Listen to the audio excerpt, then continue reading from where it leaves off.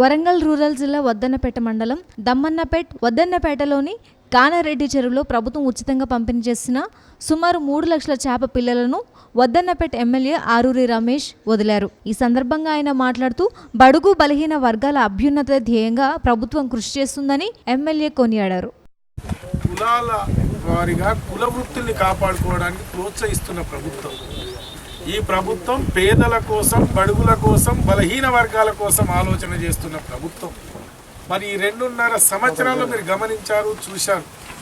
ఈ రాష్ట్రంలో సన్నకారు, చిన్నకారు రైతులకు ప్రభుత్వం అండగా ఉన్నదని చెప్పడానికి నాణ్యమైన కరెంట్ అందించిన ప్రభుత్వం మన తెలంగాణ రాష్ట్ర ప్రభుత్వం, మన కేసీఆర్ గారు. అదేవిధంగా సరసమైన ధరకు సమయంలో దొరికే విధంగా విత్తనాలు కానీ, ఎరువులు కానీ సప్లై చేసిన ప్రభుత్వం టీఆర్ఎస్ ప్రభుత్వం. మరి చెరువులు లోతు చేసి మొన్న కురిసిన దేవుని వల్ల కురిసిన వర్షాలు కానీ, కేసీఆర్ గారి యాగఫలంగా కానీ వచ్చిన వర్షాలతో చెరువుల్ని, కుంటల్ని నింపిన ప్రభుత్వం మన తెలంగాణ రాష్ట్ర ప్రభుత్వం.